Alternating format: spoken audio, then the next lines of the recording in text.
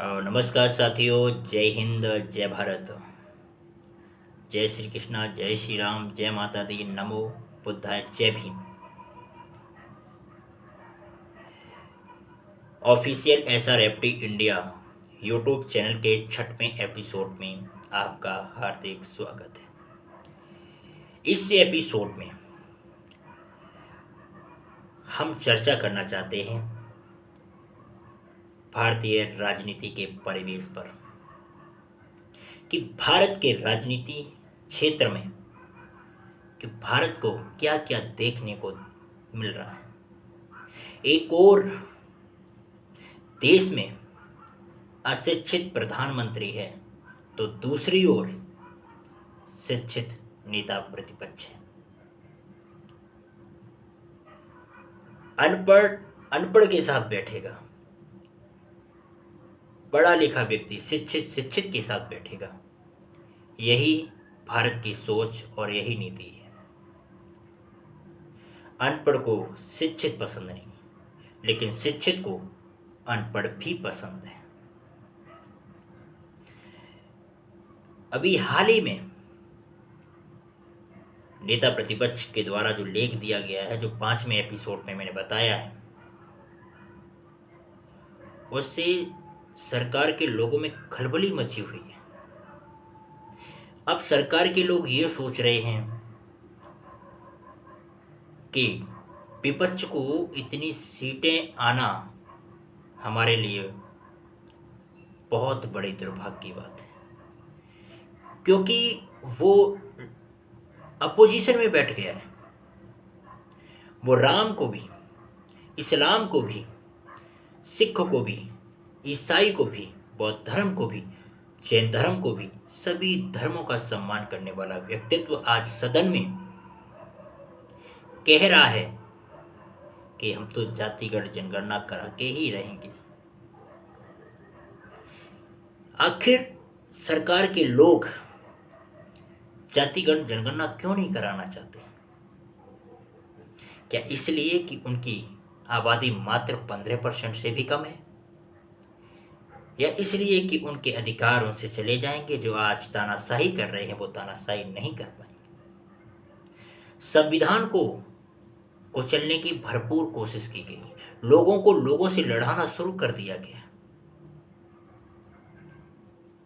मैं आपसे एक सवाल पूछना चाहता हूं, अगर आप धर्म चाहते हो तो जाति भी बनी रहेगी। मैं सरकार के लोगों से यह पूछना चाहता हूं कि आपके लिए क्या धर्म वही है वोट लेना? मतदान के समय पे आप आकर के हिंदू मुस्लिम करेंगे, मंदिर मस्जिद करेंगे, वोट लेंगे, लोगों को भ्रमित करेंगे, जबकि पहले के समय में आदरणीय श्री मनमोहन सिंह की सरकार और उनसे भी पूर्व की सरकारें, उन्होंने कभी भी धर्म को राजनीति का हिस्सा नहीं होने दिया। आज जिस तरीके से धर्म एक राजनीति का हिस्सा हो रहा है, जनता भी कह रही है कि धर्म को राजनीति का हिस्सा न बनाया जाए। अब तो भारत के अंदर जो सरकार में बैठे लोग हैं वो अपने अशिक्षित होने का पूरा प्रमाण दिखा रहे हैं। शिक्षित नेता कभी नहीं कहेगा कि बटेंगे तो कटेंगे, कभी नहीं करेगा हिंदू और मुसलमान शिक्षित नेता। शिक्षित राजनेता मंदिर और मस्जिद पर कभी बात नहीं करेगा। शिक्षित नेता अगर बात करेगा तो शिक्षा पर बात करेगा, महंगाई पर बात करेगा, रोजगार पर बात करेगा, महिला सुरक्षा पे बात करेगा, किसानों पर बात करेगा, जवानों पर बात करेगा, मजदूरों पर बात करेगा, पीड़ितों पर बात करेगा। लेकिन अशिक्षित नेता सिर्फ और सिर्फ भ्रमित करेगा। यही शिक्षित और अशिक्षित नेताओं की पहचान है। लोग कहते हैं कि आप प्रधानमंत्री जी को लाइक क्यों नहीं करते, पसंद क्यों नहीं करते? राहुल गांधी जी को आप पसंद क्यों करते हैं? तो मेरा जवाब एक ही है कि शिक्षित को शिक्षित ही पसंद करेगा। जिसकी सोच शिक्षित होगी। मेरा मानना ये नहीं है कि बहुत से लोग मजबूरी में नहीं शिक्षा ले पाए, लेकिन साहब को ऐसी क्या मजबूरी हो गई जो आरएसएस में जाकर के यहाँ प्रधानमंत्री बने बैठे। भाई ये कैसा प्रधानमंत्री है, खुद भी समझ में नहीं आ रहा, खुद को भी समझ में नहीं आ रहा। अपने आप को कहता है कि हम हिंदू धर्म से ताल्लुक़ रखते हैं, हम हिंदू धर्म, हिंदू हिंदू हिंदू चिल्लाते रहते हैं, पूरे दिन चिल्लाते रहते हैं। अब जब से अयोध्या की लोकसभा सीट हार गए फैजाबाद की, तब से शायद जगन्नाथपुरी की तरफ चले गए। आज प्रधानमंत्री जी से कोई सवाल कर रहा है कि साहब आपके पास डिग्री क्या है, आपने किस कॉलेज से डिग्री हासिल की है, आप किस विद्यालय में पढ़ाई की है। विद्यालय में पढ़ाई भी की है, विदेशों में दौरा भी किया है, और गरीब भी हैं, चाय वाले भी हैं, इस ओबीसी भी हैं, जनरल में भी आते हैं, एससी में भी आते हैं। लगता है कहना नहीं चाहिए, एक पिता की संतान तो ऐसी बात नहीं कह सकती है, जो 100 पिता की संतान होती है वही कह सकती है कि हम ओबीसी भी हैं, हम एससी भी हैं। हमारा हर देश के साथ पुराना रिश्ता है, हर व्यक्ति के साथ पुराना रिश्ता है। जो व्यक्ति अपनी माँ के निधन पर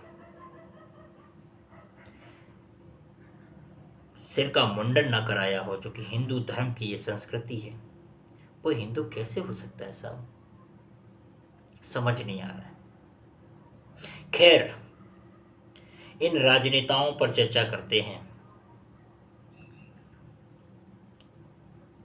कि ये राजनेता धर्म धर्म चिल्ला करके लोगों को भ्रमित कर रहे हैं, गरीबों के बच्चों को धर्म का झंडा दे रहे हैं, शिक्षा की किताब नहीं। वो धर्म का झंडा ले जाकर के अपने विरोधी धर्म पर जाकर के उनके घरों पर गाड़ता है, वो मस्जिदों के आगे नारेबाजी करता है।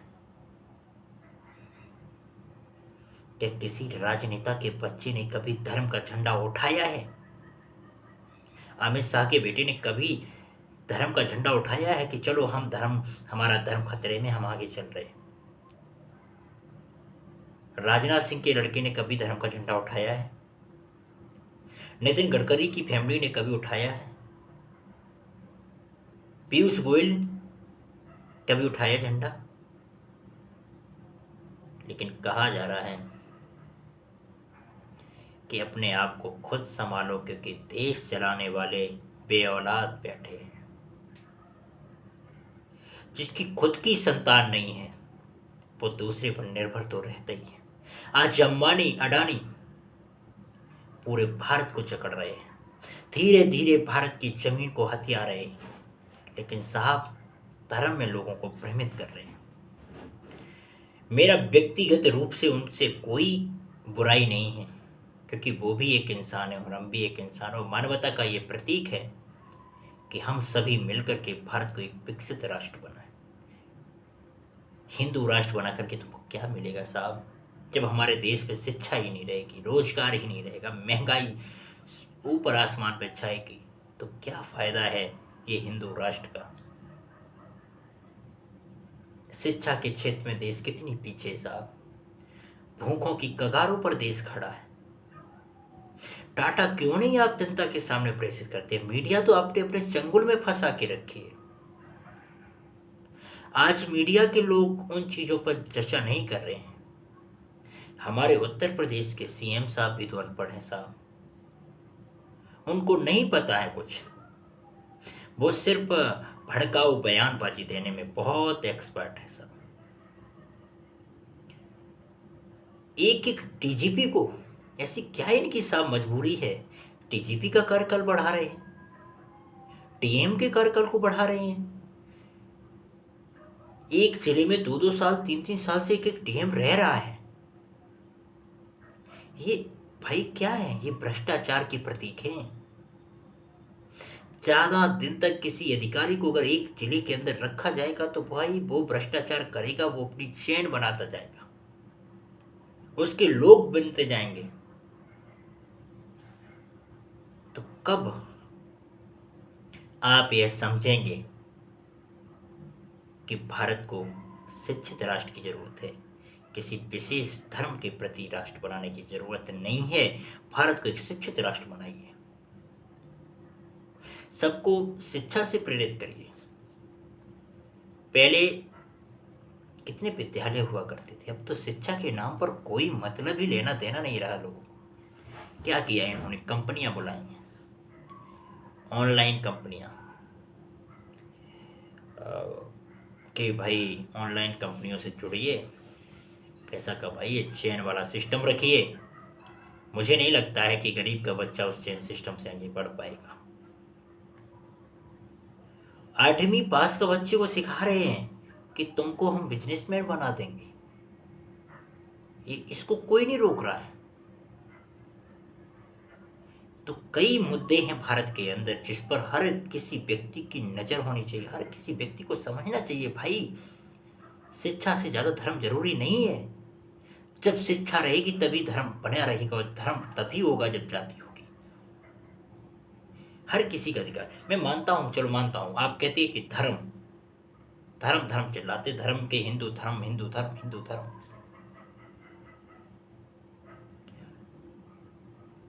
जब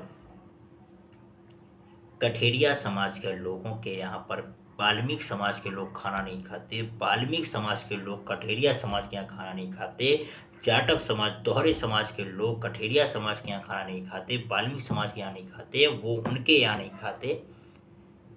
एससी में ये हाल है, ओबीसी में भी यही हाल है। भाई ओबीसी में कई ऐसी जातियां हैं जो जनरल कास्ट के लोग उनके यहाँ भोजन नहीं करते हैं, उनके यहाँ पानी नहीं पीते हैं, और आप हिंदू धर्म बचा रहे हैं साहब। पहले क्या हमारे सीएम साहब कभी वाल्मीकि समाज की बस्ती में भोजन करने गए हैं? तो कैसे आप कह सकते हैं कि बटेंगे तो कटेंगे? आपको ये शोभा नहीं देता है। मुझे उम्मीद है और भरोसा है कि आप धर्म की बजाय शिक्षा पर फोकस करिए साहब, अन्यथा आने वाली पीढ़ी हमसे और आपसे जवाब मांगेगी कि अमेरिका और विदेशी देश भारत को छोड़कर दुनिया के समस्त देश शिक्षा पर लगे हुए थे। जापान जैसा देश शिक्षा में कितना आगे जा रहा है, और हम और आप धर्म बचाने में लगे थे, मंदिरों को बचाने में लगे थे, मस्जिदों को बचाने में लगे थे। अपनी सोच को बदलिए, शिक्षा के प्रति जागरूक रहिए, अपने बच्चों को शिक्षित बनाइए। उन जो आजकल कंपनी आ रही हैं, सरकार के आदेश पर कंपनी आ रही हैं, और वो 8वीं पास के बच्चे को बताती हैं कि हम आपको बिजनेसमैन बना देंगे। भाई कैसे बना देंगे वो, जब उसके पास शिक्षा नहीं है, जब वो पढ़ा लिखा व्यक्ति नहीं है, तो आप उसको बिजनेसमैन कैसे बना देंगे? क्यों बेवकूफ़ बना रहे हैं कि हमने चाय बेची, आज हम प्रधानमंत्री बन गए? कहाँ चाय बेची? क्यों लोगों को भ्रमित कर रहे हैं आप? आपकी माँ हेड मास्टर भी थी, ये भी सुना है, हेड मास्टर का बच्चा कभी चाय बेच सकता है? भाई माँ की बात करें तो क्या जो व्यक्ति अपनी माँ का नहीं हुआ वो किसी कैसे हो सकता है? जिस माँ ने जन्म दिया, पाल करके बड़ा किया, उस माँ को बैंक की लाइन में खड़ा कर गया ये प्रधानमंत्री, ये कैसे अपने आप को एक योग्यवान लोकप्रिय बताते हैं? खैर पिता भी नहीं थे, जिस पत्नी के साथ शादी की, 7 फेरे लिए, 7 वचन लिए, उस पत्नी का नहीं हुआ, तो भाई इनका कौन भरोसा करेगा? ये राष्ट्रभक्त है साहब, कैसे राष्ट्रभक्त है? ये आरएसएस के मेंबर हैं, और आरएसएस एक ऐसी संस्था है जिसने भारत के राष्ट्रीय ध्वज का भी विरोध किया था, राष्ट्रगान का भी विरोध किया था, भारत की आज़ादी का भी इन्होंने विरोध किया था। ये अंग्रेजों की गोद पे खेलने और पलने वाले लोग थे। एक गांधी जी को नहीं मानते थे, ये गोडसे को मानते थे, ये भगत सिंह को नहीं मानते थे, ये अंग्रेजों को मानते थे। आज जब इनको लगा कि संविधान हमारे बीच में आ रहा है, संविधान के आगे हमारी पेश नहीं चल पा रही, तो इन्होंने संविधान को ख़त्म करने की कोशिश की, लेकिन तब तक जनता को पता चल गया और जनता ने इनको ही ख़त्म करने की कोशिश कर दी। वो तो समझो कि दिल्ली, मध्य प्रदेश और राजस्थान ने इनका साथ दे दिया। अगर ये 3 राज्य इनका साथ ना देते, अगर वो लोग समझ गए होते, क्योंकि इन्होंने मध्य प्रदेश में तो हिंदू कर दिया, धर्म धर्म चिल्ला के लोगों को भ्रमित कर दिया, राजस्थान में धर्म धर्म चिल्ला के भ्रमित कर दिया, दिल्ली में भी भ्रमित कर दिया, धर्म धर्म धर्म धर्म चिल्ला के भ्रमित कर दिया। इसीलिए आप कुर्सी पर बैठे और शुक्रगुजार करो कि आप बैसाखियों पर बैठे हैं।